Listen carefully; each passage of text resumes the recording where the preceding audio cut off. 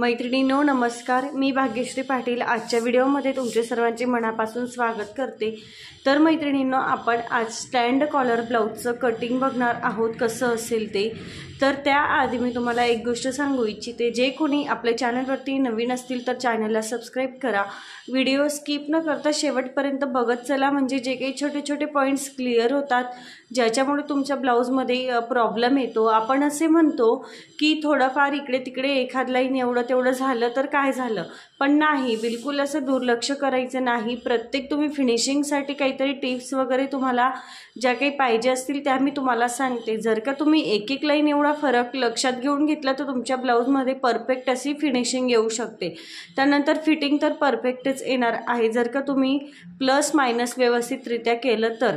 प्रत्येक साईजनुसार फॉर्म्युले कसे वापरायचे, फॉर्म्युल्यामध्ये तुम्हाला चेंजेस कसे करायचे आहेत, त्यानंतर तुम्हाला समजा वाटलं कुठे मी माझ्या पद्धतीने प्लस मायनस करू इच्छिते, तुम्हाला योग्य तुमच्याकडे किती लॉजिक आहे या तुमच्यावरती आहे। तुम्हाला जर असं वाटत असेल की नाही मी जर याच्यामध्ये थोडंफार हे चेंजेस केले तर माझा ब्लाउजचा लुक अजून छान येऊ शकतो, तर तुम्ही बिनधास्त करा।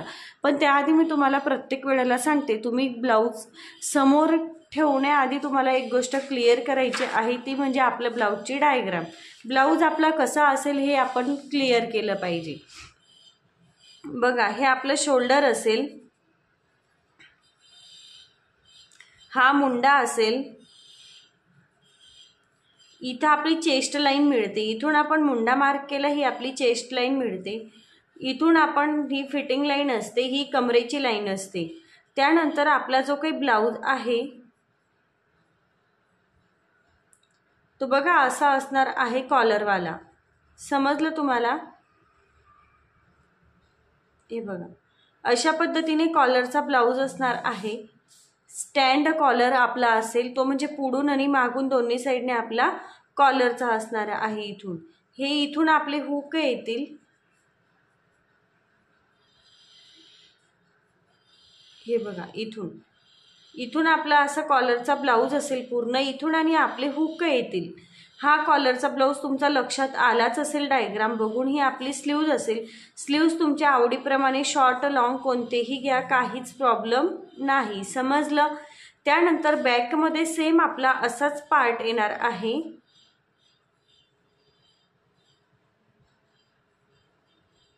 हे बघा कॉलर ब्लाउज असेल,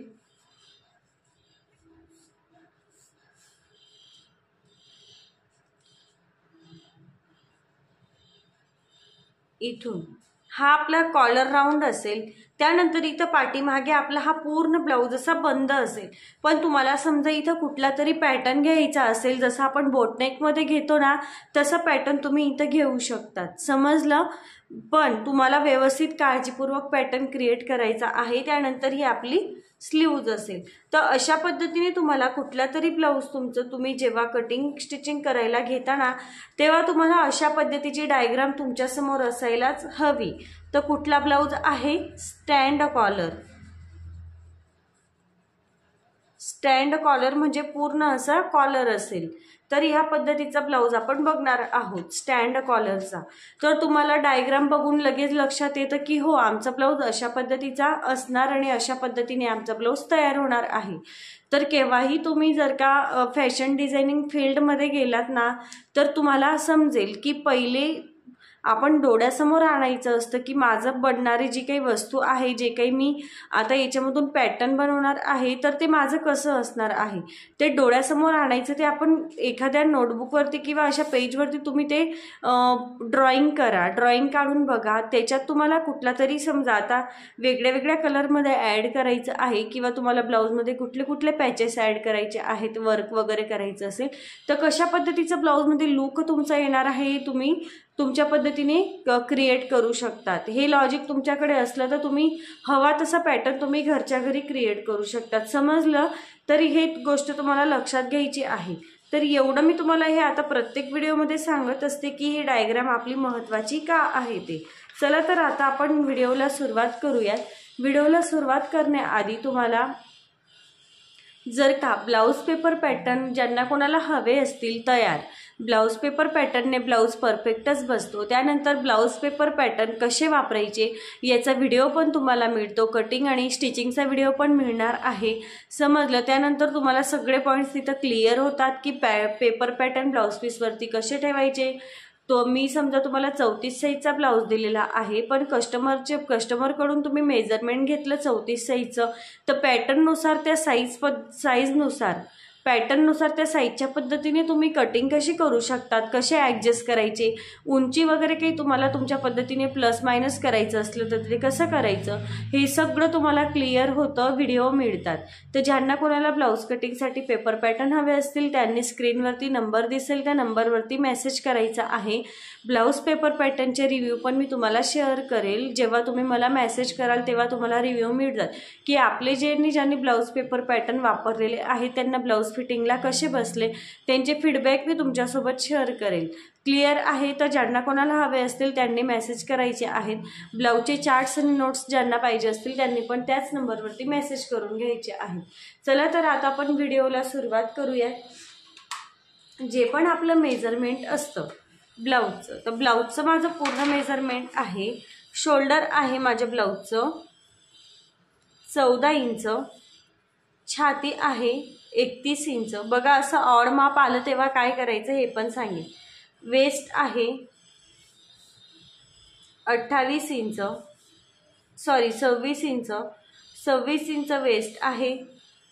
शोल्डर टू ॲपेक्स आहे 10 इंच, ॲपेक्स टू ॲपेक्स आहे 7 इंच. ब्लाऊजची पूर्ण उंची आहे लेंथ 14 इंच. क्लिअर आहे. स्लीव्ज आहे 9.5 9.5 इंच आणि स्लीव्जचा राऊंड आहे 4.5 इंच. म्हणजे पूर्ण टोटल हा येईल 9 इंच राऊंड आहे. समजलं ब्लाऊजची मेजरमेंट. आता आपण ड्राफ्टिंगला सुरुवात करूया.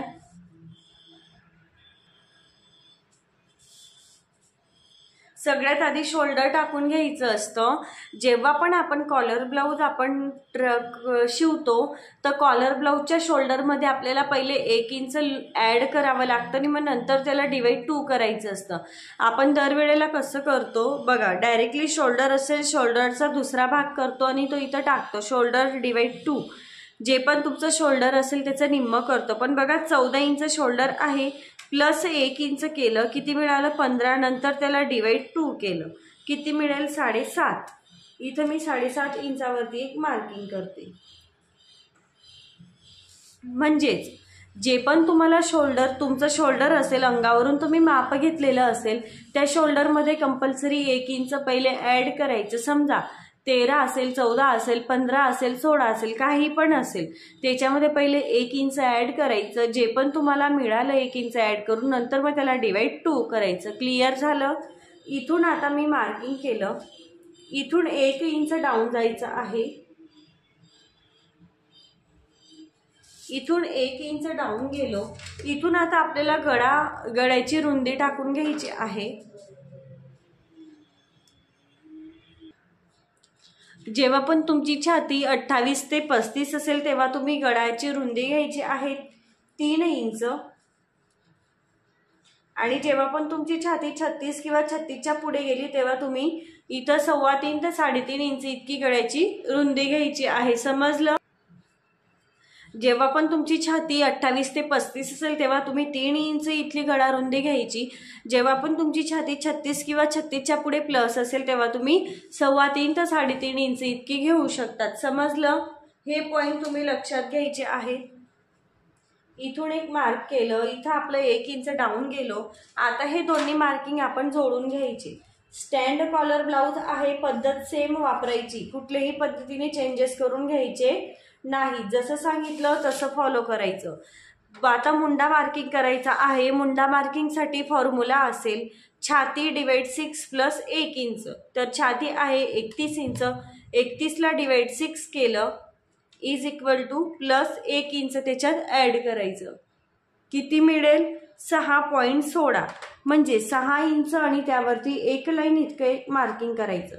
म्हणजे इथं तुमची छाती आता किती पण असू द्या, त्याच्यामध्ये तुम्हाला डिवाइड 6 करून 1 इंच प्लस करायचा आहे मुंड्यासाठी. तर जिथं आपण मुंडा मार्क केला ती मिळाली छातीची लाईन. आता इथं तुम्हाला कॉलर ब्लाउज आहे म्हणून 2.5 इंच लुझिंग ऍड करायचं. छाती 31 प्लस 2.5 इंच लुझिंग कंपल्सरी. नंतर त्याला इज इक्वल टू केलं 33.5 मिळालं. मग नंतर त्याला डिवाइड 4 करायचं. किती मिळेल? 8.37. समजलं? म्हणजे 8.25 इंचावरती इथून छातीचं मार्किंग आणि पुढे 1.5 इंच शिलाई मार्जिन. कॉलर ब्लाउज मध्ये 1.5 इंचापेक्षा जास्त शिलाई मार्जिन घ्यायचं नाही. समजलं? आता आपण उंची टाकून घेऊयात. आज सगळ्यात आधी आपण फ्रंट मार्क करत आहोत.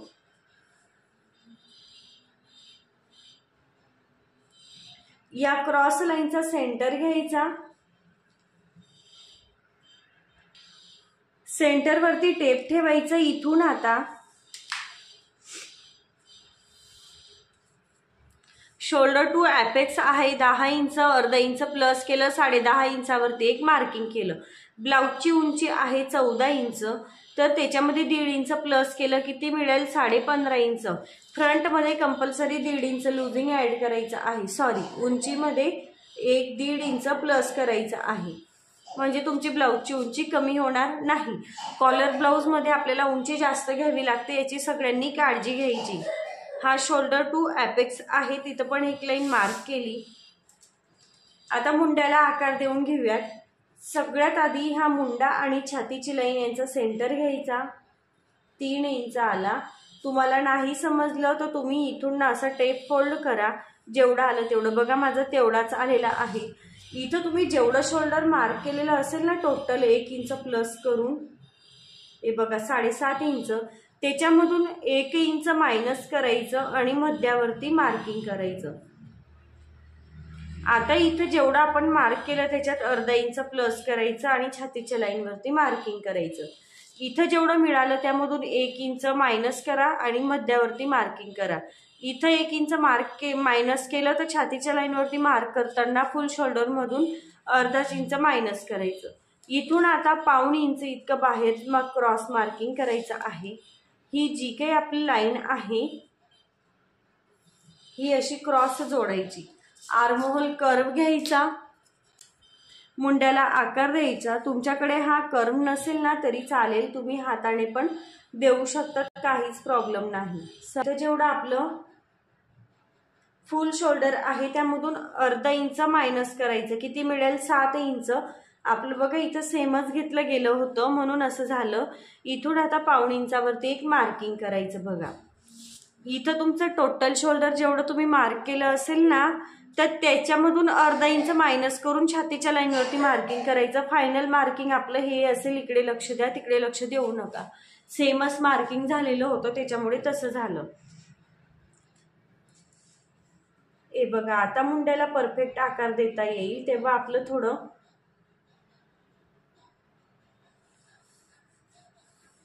पुढे मार्किंग झालेलं होतं. समजलं? अशा पद्धतीने मुंड्याला आकार द्यायचा. इथून आता थोडासा मुंडा आकार हा डाऊन करायचा आहे. खाली जाऊ द्यायचं. बघा म्हणजे तुमचा ब्लाऊज इथं तुम्हाला काचणार नाही, फिट होणार नाही. समजलं? इथपर्यंत. आता आपण गळ्याची उंची टाकून घेऊयात. गळा उंची घ्यायची आहे 4.25 इंच. इथून मी 4.25 इंचावरती एक मार्किंग केलं. हे 4.25 इंच सरळ जोडून घ्यायचं. इथून ही जी काही आपण गळ्याची रुंदी टाकली होती हे आणि गळ्याची उंची असा बॉक्स तयार करायचा. इथून गळ्याला आकार द्यायचा. पण त्याआधी हे अर्धा इंच जे काही आपलं मायनस होणार आहे, हे बघा, हे म्हणजे इथून आपली स्टिच जाते ना इथून, तर हे लक्षात घेऊन इथून गळ्याला आकार द्यायचा. गळ्याला आकार देऊन झाला आपला कॉलर ब्लाउजचा. आता आपण प्रिन्सेस कटचा आकार देऊन घेऊयात। शोल्डर टू ॲपेक्स होता 10, अर्धा इंच प्लस केलं, 10.5 इंचावरती एक मार्किंग केलं। ॲपेक्स टू ॲपेक्स आहे 7 इंच, त्याचं निम्म केलं 3.5 मिळालं। इथं जेवढं मार्किंग केलं त्यामधून अर्धा इंच मायनस करून कमरेच्या लाईनवरती मार्किंग करायचं। पुढे कमरेचा टक्स घ्यायचा। छाती 28 ते 35 असेल तेव्हा 2 इंच टक्स घ्या, 36 ते 40 असेल तेव्हा 2.5 इंच घ्या, आणि त्या पुढे किती प्लस असेल तेव्हा 3 इंचचा टक्स घ्यायचा। समजलं? आता हे दोन्ही पॉइंट ॲपेक्स पॉइंटला जोडून घ्यायचे, म्हणजे हा जो काही आपल्याला प्लस पॉइंट मिळाला इथं जोडून घ्यायचे। बघा, एका ताईचं म्हणणं होतं की ताई मला प्रिन्सेस कटला आकार कसा द्यायचा ना, हे जमत नाही, तिथं मला कन्फ्युजन होतं। तर खूप सोपी पद्धत आहे। ही जी काही क्रॉस लाईन आहे, या क्रॉस लाईनचा सेंटर घ्यायचा। पहिला सेंटर घेतला, हे बघा इथे मिळाला। आता याचा परत सेंटर घ्यायचा खाली, 2.5 इंच आहे, 1.25 इंचावरती सेंटर मिळाला। सेम इथं पण सेंटर घ्यायचा, बघा 2.5 इंच आहे, 1.25 इंचावरती सेंटर मिळाला। तर पहिल्या सेंटर पासून बाहेर अर्धा इंच मार्किंग करायचं, दुसऱ्या सेंटर पासून बाहेर 1.25 इंच मार्किंग करायचं, आणि तिसऱ्या सेंटर पासून हा जी काही लाईन मार्क केली तिथं 1 लाईन इतका आतमध्ये यायचं। समजलं? इथून पट्टीने हा पॉइंट सरळ जोडायचा, तो पॉइंट लगेच या 1.25 इंचाला जोडायचा। 1 लाईनला जोडलं, इथून तुम्ही हाताने पण अगदी असा नॉर्मल शेप देऊ शकतात। हा जो काही पॉइंट आपला तयार होईल ना, इथं पण थोडा असं राऊंड करून घ्यायचं। बघा, राऊंड मध्ये तुम्हाला दिसत असेल, तुम्हाला इथे एकही कोपरा दिसणार नाही, किंवा टोक आलेलं किंवा कोण तयार झालेला दिसणार नाही। कोण किंवा टोक आलं तर तिथं तुमच्या ब्लाऊजमध्ये फिनिशिंगमध्ये प्रॉब्लेम येतो, म्हणून तुम्हाला ते आधीच मायनस करून घ्यायचं आहे। कमरेचं मार्किंग कसं करायचं असतं, कमर आहे 26 इंच, 26ला डिवाइड 4 केलं, कुठलंही लुजिंग ॲड करायचं नाही, 6.5 मिळालं। पहिल्या लाईनपर्यंत मोजलं, किती मिळेल 3 इंच, तेच 3 इंच दुसऱ्या लाईनवरती ठेवायचं। 6.5 इंचावरती एक मार्किंग केलं, पुढे 1.5 इंच शिलाई मार्जिन ॲड केलं। समजलं? 1.5 इंच शिलाई मार्जिन जोडून घ्यायचं।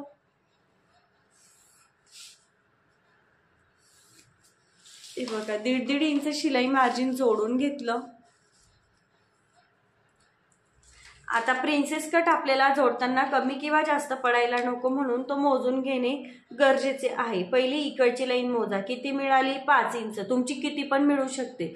असं नाही की माझी 5 इंच मिळाली म्हणजे तुमची पण 5 इंच आली पाहिजे, कारण साईजनुसार तुमची ब्लाऊजची उंची वाढते, तर तुमचा हा ॲपेक्स टू ॲपेक्स पॉइंट वाढतो, कमी जास्त होतो, त्यानुसार तुमची ही इकडची लाईन ठरेल। नाही तर बरेच जण असं पण विचार करतील की तुमची 5 आली आणि आमची प्लस मायनस आली, म्हणजे कमी किंवा जास्त आली, तर कमी किंवा जास्त तुमच्या साईजनुसार तुमची मिळेलच। समजलं? तर आता ही लाईन, इकडचा कर मोजायचा, जो आकार दिलेला आहे तो व्यवस्थित 5 इंच कुठं आलं तिथं मार्किंग करायचं। तर इथं जेवढा गॅप मिळाला तिथून सरळ मार्किंग करायचं। इथं मी कुठलंही एक्स्ट्रा मार्क करत नाही, कारण आपले ब्लाऊजचे साईड पार्ट कमी होतात, म्हणून मी एक्स्ट्रा मायनस करत नाही, ही गोष्ट लक्षात घ्यायची। इथपर्यंत तुम्हाला सगळं क्लिअर झालं असेल। मुंड्यातला टक्स घ्यायचा, मुंड्यातला टक्स 1.25 इंच, तर बघा 1.25 इंच टक्स घेतला। आता इथून मी दुसरा पेन वापरते, म्हणजे तुम्हाला समजेल। बघा, हा ग्रे वापरते। 1.25 इंच घेतला, 1.25 इंचचं निम्म करायचं, आणि या सेंटर पासून मार्किंग करायचं वरती आणि त्याच्या बाजूला, सेंटर पासून आजूबाजूला, म्हणजे इथून हा पूर्ण टक्स किती येईल 1.25 इंच। 1.25 इंचच्या निम्म केलं आणि सेंटर पासून निम्म दोन्ही बाजूला मार्किंग केलं। आता हे दोन्ही मार्क इथं जोडून घ्यायचे ॲपेक्स पॉइंटला। इथं मी दुसरा पेन वापरत आहे, तर तो दुसरा पेन कशामुळे ते तुम्हाला समजेल। हे बघा, इथून ही लाईन मोजायची, इकडची किती मिळाली 6.5 इंच, तेवढीच इकडची मोजायची, किती वरती गेली एवढी वरती गेली। इथून आता अर्धा इंच मार्किंग करायचं फिटिंग लाईनवरती, सरळ मार्किंग केलं, हा जो काही पॉइंट आहे हा आपण जोडायचा, म्हणजे बघा बॉक्स तयार झाला. आता ह्या बॉक्समधून प्रिन्सेस कटला आकार देऊन घ्यायचा, म्हणजेच मुंड्याला आकार देऊन घ्यायचा. समजलं?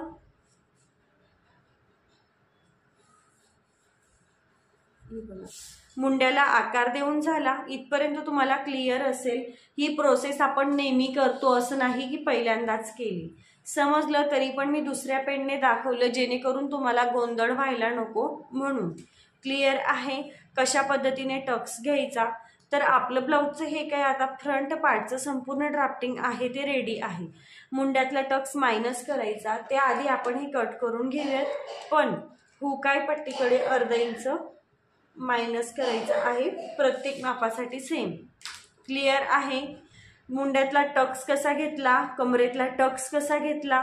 ज्यांना कोणाला वाटत असेल मुंड्यातला टक्स मायनस केला म्हणून आता आपल्याला मुंडा टाईट होईल, तर त्यांनी इथून पुढे कंटिन्यू करायचं आहे 1.5 इंच. बघा इथून 1.5 इंचावरती एक मार्किंग करायचं. हे मार्किंग इकडे जोडायचं क्रॉस. बघा समजलं? म्हणजे मुंड्यात जो काही तुम्हाला टाईट होणार आहे तो टाईट होणार नाही. ब्लाऊजमध्ये तुम्हाला इतकं लुजिंग मिळालं. समजलं? आता आपण हे व्यवस्थित ड्राफ्टिंग आहे ते कट करून घेऊयात. सगळ्यात आधी इथून कट करायला मी सुरुवात करते. तुम्ही इथं 4 टक्स पण घेऊ शकतात, तुम्हाला घ्यायचं असेल तर, आणि प्रिन्सेस कट घेऊ शकतात.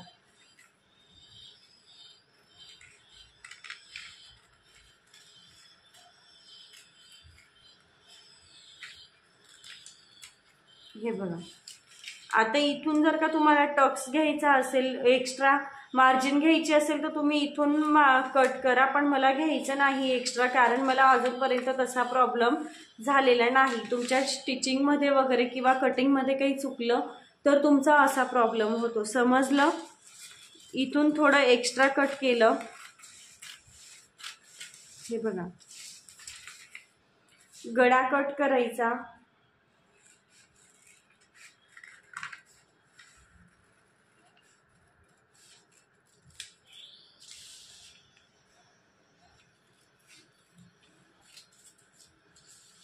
मुंड्यातला टक्स आता आपण मायनस करून घेऊयात.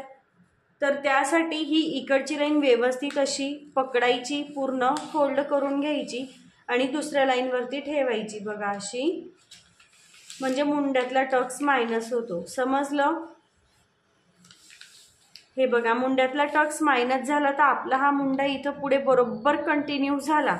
क्लिअर आहे? ह्या गोष्टी तुम्हाला समजायला लागल्या आता हळूहळू, कारण ही प्रोसेस आपली प्रत्येक ब्लाऊजमध्ये असते.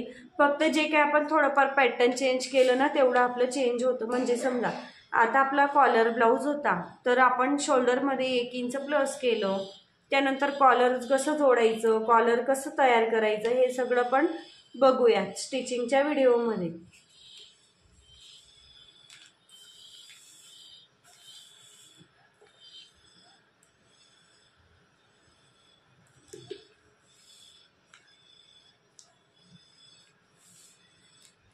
हे बघा मुंड्यातला टक्स पण मायनस करून झाला. आता हे व्यवस्थित असं कट करायचं. इथं जर का तुम्हाला थोडंफार काही प्लस मायनस वाटत असेल ना तर तुम्ही ते इक्वल करून घ्यायचं. थोडंफार समजा नवीन शिकत असाल तर होतं थोडं, तर तुम्ही ते इक्वल करायचं. बघा मुंड्यातला टक्स, मुंडा पण अगदी परफेक्ट आला, टक्स पण आपला व्यवस्थित मायनस करून झालेला आहे. आता प्रिन्सेस कटला आकार देऊन घ्यायचा. प्रिन्सेस कटला आकार देण्यासाठी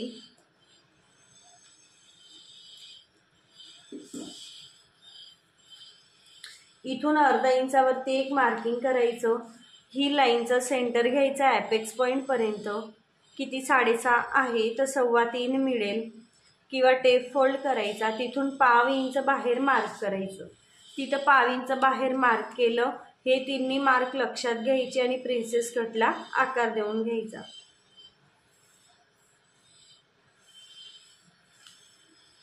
हे बघा असं. हे आता कट करून घ्या. मुंड्यातला टक्स मायनस करणे कंपल्सरी आहे. मुंड्यातला टक्स आपण मायनस का करतो हे मी तुम्हाला सांगत असते। बघा किती परफेक्ट असा प्रिन्सेस कट तयार झाला। इथं आपलं थोडंसं असं मला नॉर्मल टोक वाटतंय म्हणून बघा मी तेवढं कट केलं। आता टोक वाटत नाही, म्हणजे ब्लाऊजमध्ये आपली फिनिशिंग ही परफेक्ट आली पाहिजे। टोक आलं की आपली ब्लाऊजची फिनिशिंग चुकते, याची काळजी घ्यायची। तर फ्रंट पार्ट आपला रेडी आहे। आता आपण बॅक पार्टचं ड्राफ्टिंग कटिंग बघूयात आणि ते कसं चेक वगैरे करायचं ते पण क्लिअर करणार आहोत। हे आता साईडला ठेवते आणि मी आता एक प्लेन पेपर घेते परत बॅक पार्ट आपण ड्रॉ करण्यासाठी। शोल्डर आहे 14, त्याच्यामध्ये 1 इंच प्लस करून त्याला डिवाइड 2 केलं, 15 मिळालं। 15ला डिवाइड 2 केलं, 7.5 मिळालं। 7.5 इंचावरती एक मार्किंग केलं, तिथून 1 इंच आपण डाऊन गेलो। इथून गळा रुंदी घेतली 3 इंच। तुम्हाला सांगितलं 28 ते 35 छाती असेल तेव्हा 3 इंच घ्या आणि त्याच्या पुढे तुमची छातीची साईज गेली 36, 38, 40, 42 तेव्हा तुम्ही 3.25 ते 3.5 इंच हा गॅप घेऊ शकता।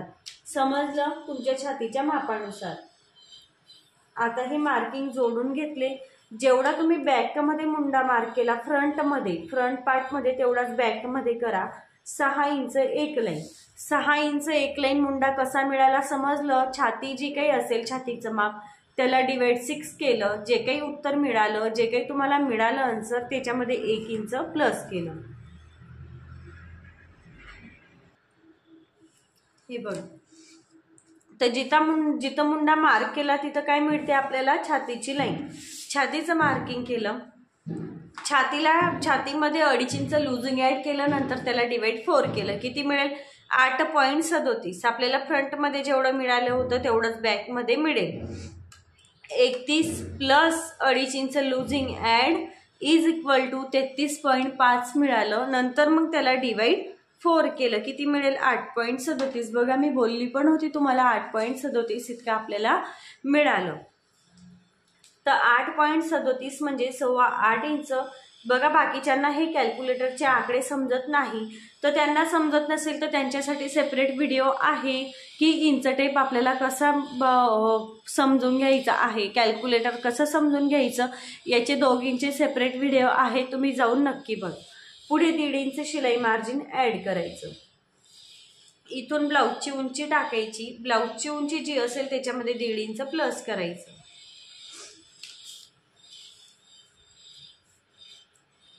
14 होती, 1.5 प्लस केलं 15.5 इंच मिळाली। सरळ लाईन मार्क केली, जे काही कमर असेल कमरेचा चौथा भाग टाका। 26 इंच आहे, त्याचा चौथा भाग 6.5 इंच। कुठलंही लूजिंग ऍड करायचं नाही, त्यापुढे 1.5 इंच शिलाई मार्जिन। हे बघा 1.5 इंच शिलाई मार्जिन जोडून घ्यायचं।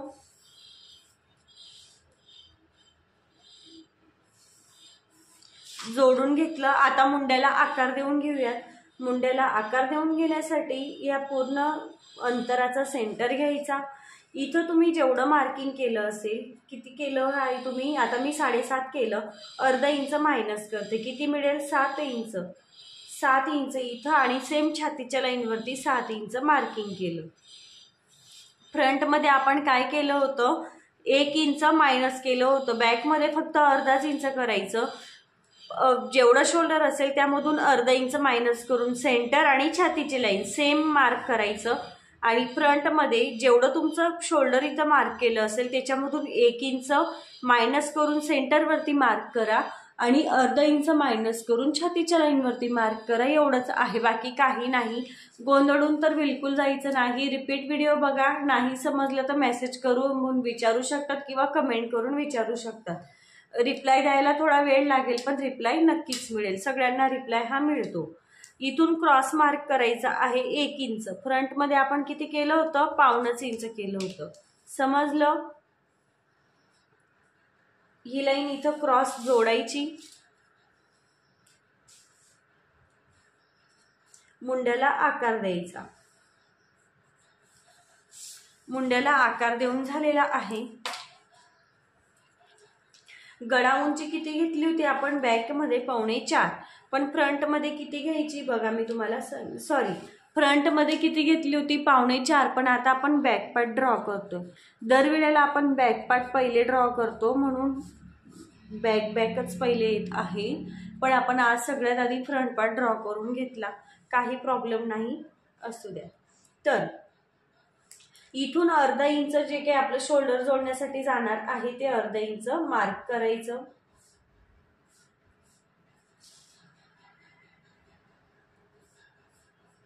हे बघा मार्क केलं.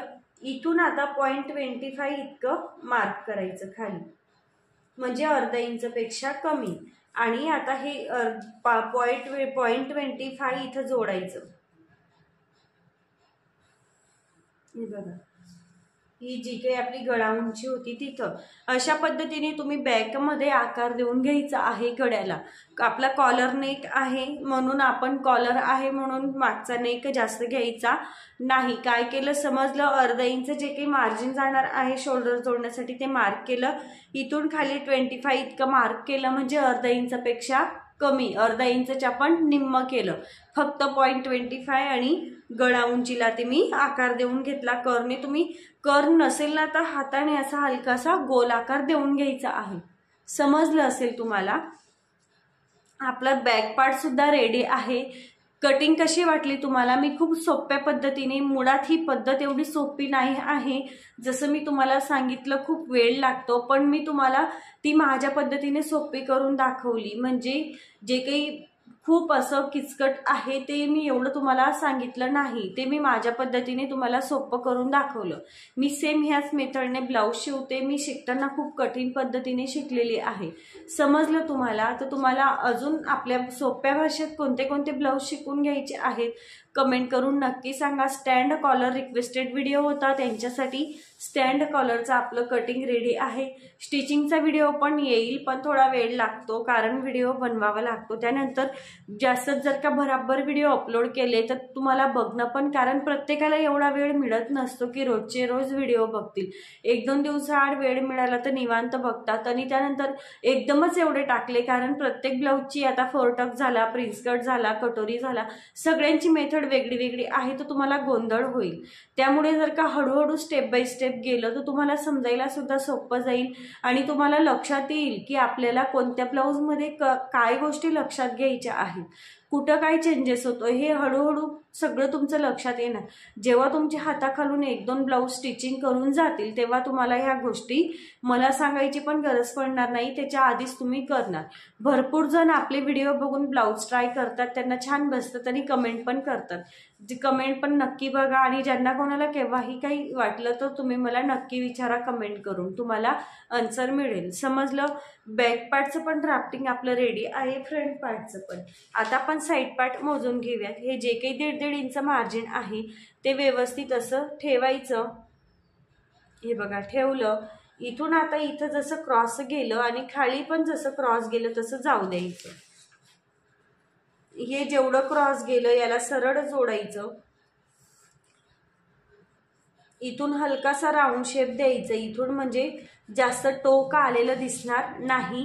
हे मोजणं का गरजेचं आहे बरं? आपण साईड पार्ट का मोजतो? आपल्याला साईड पार्ट मोजणं गरजेचं का आहे?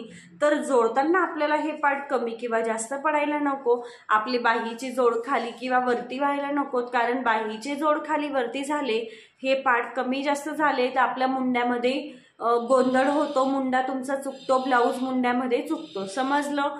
हे मोजणं खूप गरजेचं आहे. हा जो काही आपण आता मुंड्याला आकार दिलेला आहे हा व्यवस्थित देऊन घ्यायचा. म्हणजेच बघा याला कंटिन्यू करायचं, जिथं कंटिन्यू होईल तिथपर्यंत करायचा.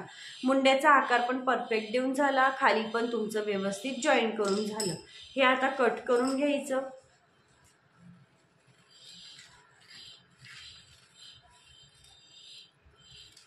बघा थोडंसं राऊंड आकारमध्ये कट करायचं. जास्त असा कोणा किंवा टोक आलेल्यासारखं कट करायचं नाही. हा गळा पण व्यवस्थित जसा आकार दिलेला आहे सेम तसाच कट करा.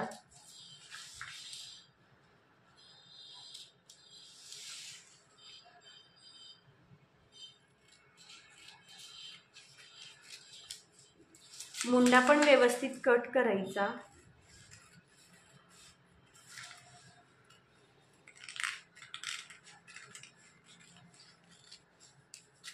बघा, आता जेव्हा पण आपण ब्लाऊज स्टिचिंग करू ना, तेव्हा पण आपण हे साईड पार्ट जोडू, तेव्हा आपले हे परफेक्ट मिळतील. हे बघा, परफेक्ट मिळतील. इथं समजलं तुम्हाला साईड पार्ट मोजणं गरजेचं का आहे ते? तर म्हणून तुम्हाला साईड पार्ट मोजणे हे खूप गरजेचे आहे. अशाच पद्धतीने मोजून घ्या, म्हणजे तुम्हाला कमी किंवा जास्त पडणार नाही, याची काळजी घ्यायची. प्रिन्सेस कटचा पार्ट, बॅक पार्ट आणि आपलं रेडी आहे. स्लीव्ज कटिंगची मेथड आपली रेग्युलर राहील.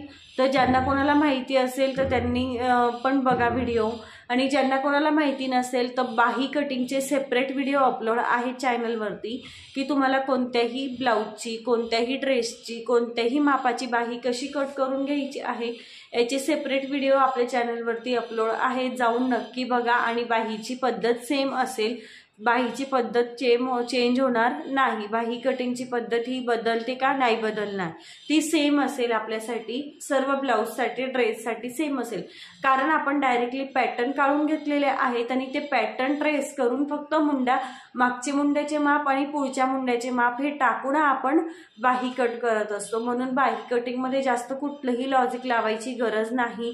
जेवढं सांगितलेलं आहे तेवढं फॉलो करा. एकदा ब्लाऊज ट्राय करा. तुम्हाला त्याच्यामधून काही वाटलं, चुकलं, तुमचं 1-2दा चुकणार आहे, पण 3-4 वेळा तुम्ही ट्राय केला तर नक्की तुम्हाला करेक्शन मिळेल. म्हणजे एकदा शिवला, चुकलं, तुम्हाला वाटलं नाही तर माझा ब्लाऊज चुकला, तुम्ही तिथं करेक्शन केलं, नेक्स्ट टाइम तुम्हाला तिथं रिझल्ट छान मिळाला. समजलं? असं जिथं तुम्हाला वाटलं की माझं कुठेतरी चुकतंय तिथं तुम्ही करेक्शन करा. आधी स्वतःचे शिवा, मग नंतर तुमचे शेजारी किंवा रिलेटिव्हमध्ये कोणी असेल, तुमच्या मैत्रिणी वगैरे, त्यांचे तुम्ही माप काढा, नवीन नवीन माप ट्राय करा, आणि मग तुम्ही मला सांगा की तुम्हाला ब्लाऊज कसा बसतो. तर आजचा आपला कटिंगचा व्हिडिओ कसा वाटला नक्की सांगा. व्हिडिओला लाईक करा, शेअर करा आणि कमेंट करायला तर बिलकुल विसरू नका. लाईक पण करा, जास्तीत जास्त व्हिडिओ शेअर करा, जेणेकरून प्रत्येकाला, ज्यांना खरंच कोणाला गरज असेल ना तर त्यांना मदत करा. मला भरपूर जण मेसेज करतात व्हॉट्सअपला की ताई तुमच्यामुळे आम्ही शिकू शकलो, आम्ही खेडेगावात राहतो, आम्हाला एखाद्या सिटीमध्ये जाऊन शिकण्याची अशी सोय वगैरे नाही, किंवा कोणा आर्थिक प्रॉब्लेम असतो, कोणाचा पैशांचा प्रॉब्लेम असतो, बरेच असे प्रत्येकाचे वेगळे वेगळे प्रॉब्लेम असतात, तर ते सांगत असतात. तर तुम्ही खरंच जास्तीत जास्त शेअर करा, म्हणजे अशा महिलांना आपल्या व्हिडिओची मदत होईल. तर ज्यांना कोणाला ब्लाऊज कटिंगसाठी पेपर पॅटर्न पाहिजे असतील त्यांनी व्हॉट्सअपला मेसेज करा. चार्ट्स नोट्ससाठी पण व्हॉट्सअपला मेसेज करा. अजून कोणाला काही प्रश्न असतील तर नक्की विचारा, कमेंट करून नक्की सांगा.